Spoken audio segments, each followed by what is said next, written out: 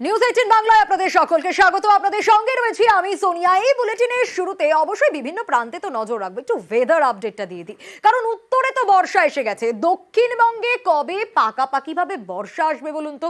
এটাই এখন সব থেকে বড় প্রশ্ন। কারণ থমকে গিয়েছে উত্তরে বর্ষা আর দক্ষিণে নাজেহাল অবস্থা। পশ্চিমের জেলাগুলোর কথা তো ছেড়েই দিলাম, সেখানে 40-এর পারও ছুঁই ছুঁই, কিন্তু শহর কলকাতা, দক্ষিণবঙ্গের বিভিন্ন প্রান্তে একেবারে নাজেহাল মানুষজন। নজর রাখার চেষ্টা করব, আপডেট জানবো অবশ্যই। বিশ্বজিৎ আমাদের প্রতিনিধি রয়েছেন আমাদের সঙ্গে। বিশ্বজিৎ, এই যে গরম, এই গরমে মানুষ তো নাজেহাল হয়ে যাচ্ছে। বর্ষা কবে দক্ষিণবঙ্গে আসবে? উত্তরে তো থমকে গেল বর্ষা।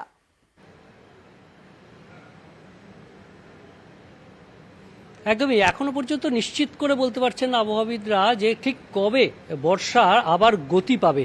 কারণ আমরা দেখেছি যে একেবারে উত্তরবঙ্গের ইসলামপুর পর্যন্ত এক ধাক্কায় পৌঁছে গেছে বর্ষা, এবং তারপর থেকে সেখানেই থমকে রয়েছে এবং এখনো পর্যন্ত কোনো অনুকূল পরিস্থিতি নেই। রীতিমতো গলদঘর্ম অবস্থা, এবং আবহাওয়া দপ্তর যা পূর্বাভাস দিচ্ছে আগামী 3-4 দিনে আরও তাপমাত্রা বাড়বে। অর্থাৎ কলকাতা যেখানে 36-37 ডিগ্রি সেলসিয়াসে রয়েছে সেটা 39-40 ডিগ্রিতে চলে যেতে পারে, এবং যে পশ্চিমের জেলাগুলি রয়েছে, কারণ পশ্চিমে গরম হাওয়া বইছে, আর এই গরম হাওয়ায় তাপমাত্রা আরও বাড়বে, অর্থাৎ 43-44 ডিগ্রিতে পৌঁছে যেতে পারে।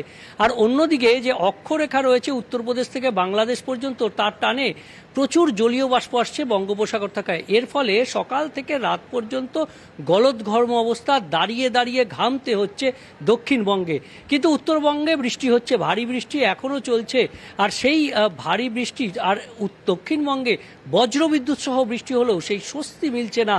অর্থাৎ এই মুহূর্তেও বজ্রবিদ্যুৎ সহ বৃষ্টির সতর্কতা রয়েছে 3 জেলায়, কলকাতা, উত্তর 24 পরগনা এবং পশ্চিম মেদিনীপুর। এই 3 জেলাতে আগামী 2-3 ঘন্টায় বজ্রবিদ্যুৎ সহ বৃষ্টি হতে পারে, কিন্তু এই বৃষ্টি কতটা স্বস্তি আনবে সেটাও নিশ্চিত নয়। কারণ সাময়িক স্বস্তি আসতে পারে, কিন্তু আগামী 7 দিনে অন্তত এই দাবদাহ এবং তার সঙ্গে ঘর্মাক্ত ঘাম প্যাচপেচে যে পরিস্থিতি, এই পরিস্থিতি থেকে মুক্তি নেই। 12 বা 13 সঙ্গে থাকো, তুমি ঠিক যে কথা বলছিলে একটু দর্শকদের শোনাই যে আবহাওয়া দপ্তরের তরফ থেকেই বা কি বলা হচ্ছে। এখন দক্ষিণবঙ্গে যে হাওয়াটি আসছে পুরোপুরি উত্তর পশ্চিম দিক থেকে আসছে। যে হাওয়া গরম, যে হাওয়া শুষ্ক, যে ধরনের হাওয়ার আমরা সম্মুখীন হয়েছিলাম আমার মনে হয় এপ্রিল মাসে, তাই না? ওই রকম ধরনের হাওয়ার আমরা আবার সম্মুখীন হতে চলেছি, আসছেও। সেই কারণে আমরা দেখতে পাচ্ছেন প্রচণ্ড গরম এবং খুব ড্রাই অলসো। যেটুকু ময়েশ্চার আছে তাতে অতটা ময়েশ্চার নেই যাতে করে আপনি থান্ডারস্টর্ম ফটাকসে পেয়ে যেতে পারেন। আগামী 2 দিনে আপনার টেম্পারেচার কিন্তু 2 থেকে 3 ডিগ্রি বাড়ার সম্ভাবনা আছে সাউথ বেঙ্গলে।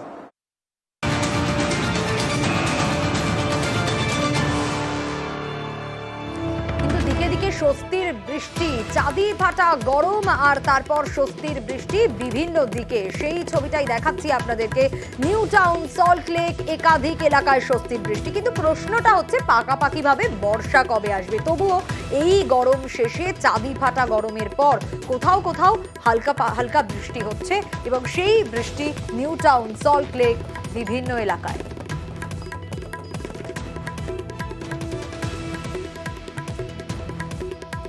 আবারও একটু বিশ্বজিতের কাছে যাব। বিশ্বজিৎ, এই যে বৃষ্টিটা দেখছি এটা তো ক্ষণিকের বৃষ্টি বোঝাই যাচ্ছে, কিন্তু এত গরমের পর কোথাও গিয়ে এই বৃষ্টিটা দক্ষিণবঙ্গে একটু হলেও স্বস্তি দিচ্ছে মানুষজনকে।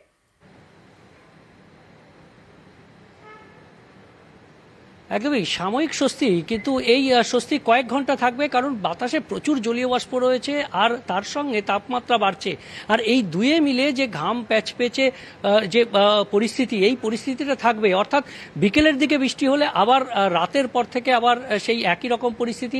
অর্থাৎ 2-3 ঘন্টা বা 3-4 ঘন্টার একটা স্বস্তি মিলতে পারে, কিন্তু দিনভর যে গরমে যে ঘামে নাজেহাল অবস্থা সকাল থেকে রাত পর্যন্ত, সেই আবহাওয়ার মুক্তি নেই। আগামী 6-7 দিন এইরকমই পরিস্থিতি থাকবে দক্ষিণবঙ্গে, বিশেষত গাঙ্গেয় পশ্চিমবঙ্গে ঘাম প্যাচপ্যাচে, ঘাম ঝরানো যে গরম, আর পশ্চিমের দিকে একেবারে গরমে দাবদাহ, কারণ সেখানে 43-44 ডিগ্রি তাপমাত্রা উঠে যেতে পারে শনিবারের মধ্যে। অর্থাৎ উইকেন্ডে চরম অস্বস্তি হবে। আগামী শনি রবিবারে এই অস্বস্তি আরও চরমে উঠবে, এবং মঙ্গল বুধবার নাগাদ এই যে মৌসুমি বায়ু, অর্থাৎ দক্ষিণ পশ্চিম মৌসুমি বায়ু কিছুটা গতি পেতে পারে। আর তাই দক্ষিণবঙ্গে এই মৌসুমি মৌসুমি বায়ু পৌঁছলে তবেই স্বস্তির বৃষ্টি অর্থাৎ বর্ষার বৃষ্টি আসবে। আর ভারী বৃষ্টি বা বর্ষার বৃষ্টি না হলে এই গরম থেকে মুক্তি মিলবে না, এমনটাই জানাচ্ছেন আবহাওয়াবিদরা। ঠিক যেমন উত্তরবঙ্গে এই মুহূর্তে উপরের দিকের জেলাগুলিতে যে ভারী বৃষ্টি হচ্ছে, গত কয়েকদিন ধরে ভারী বৃষ্টি হচ্ছে এবং আগামী 2-3 দিনেও আলিপুরদুয়ার কোচবিহারে ভারী বৃষ্টির সম্ভাবনা রয়েছে। কিন্তু দক্ষিণবঙ্গে এখনও সেই সম্ভাবনা, সেই পরিস্থিতি অনুকূল নেই। তাই ইসলামপুর পর্যন্ত এসে মৌসুমি অক্ষরেখা আটকে গেছে, আর তার ফলেই এই গরমে নাজেহাল অবস্থা দক্ষিণবঙ্গের। বেশ বিশ্বজিৎ, একেবারে আবহাওয়া দপ্তর কিন্তু সেই স্বস্তির খবরটা শোনাতে পারলো না। এই বৃষ্টি সত্যিই মানুষের জন্য স্বস্তির বৃষ্টি নয়, আবার একটু পরে সেই গরম পড়ে যাবে। মনসুন আসতে তো দেরি হবে, কারণ আমরা সকলেই জানি দক্ষিণবঙ্গে মনসুন ঢোকার যে রাস্তাটা সেটা হচ্ছে দক্ষিণ দিক দিয়ে হাওয়াকে আসতে হবে অথবা দক্ষিণ পূর্ব থেকে আসতে হবে অথবা পূর্ব থেকে আসতে হবে। তো এই মুহূর্তে আমাদের যে ফোরকাস্ট ফ্লো প্যাটার্ন, উইন্ডের যে ডাইরেকশন আমরা যেটা পাই, যার বেসিসে আপনাদের আমি বলতে পারি যে এই মুহূর্তে প্রথম কথা নর্মাল ডেট তো 10 তারিখ আমরা জানি, 10 থেকে পরে নর্মাল ডেটের মধ্যে আসবে বলে আমাদের মনে হচ্ছে না। নর্মাল ডেটের আগে তো আসার আমি কিছু সংকেতই দেখতে পাচ্ছি না, একটু হয়তো দেরি হলেও হতে পারে। গরমে যে শুধু মানুষ নাজেহাল তা তো নয়, বন্য প্রাণের দিকেও তো একটু নজর রাখতে হবে। পশু পাখি তারা কি করবে? তারাও তো একেবারে হাঁসফাঁস অবস্থায়। কিন্তু আলিপুরদুয়ারের ছবি দেখাবো, যে ছবি আপনাদের একটু হলেও স্বস্তি দেবে, কারণ তাদের কথাও ভাবা হচ্ছে।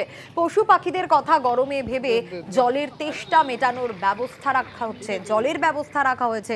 পশু পাখিদের জন্য শহরের বিভিন্ন জায়গায় জলের পাত্র ঠিক এইভাবেই রাখা হচ্ছে।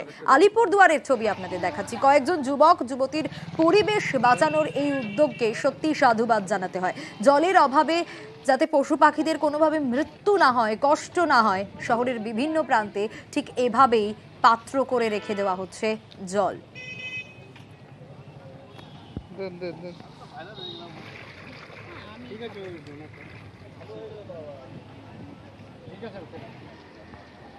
আমাদের সংস্থা আলিপুরদুয়ার নেচার ক্লাবে যারা সদস্য আছে, বিশেষ করে ইয়াং জেনারেশন, তো ওদের মস্তিষ্ক প্রসূতই এটা যে বিভিন্ন শহর এবং শহরতলি অঞ্চলে বিভিন্ন জায়গায় যদি আমরা জলের পাত্র বসাই, সেখানে জলটাকে রাখতে পারি, সেখানে পাখিরা এবং পশুরা তাদের তৃষ্ণাটা মেটাবে। এই উদ্দেশ্য নিয়েই আমরা এই কাজটা শুরু করেছি, যাতে ওরা একটু মানে পিপাসিত পশু পাখি জীবজন্তু যারা নাকি নিডি হেল্পলেস রাস্তায় ঘুরে বেড়ায়, তারা যেন জলকষ্টে বা পিপাসায় মারা না যায়। আরেকটা জিনিস হচ্ছে বাড়ির সামনে সবাইকে একটা আবেদন, এটার মাধ্যমে সবাই দেখলে পরে বাড়ির সামনে ব্যক্তিগত উদ্যোগেও যাতে একটা জলের ব্যবস্থা পশু পাখিদের জন্য করে।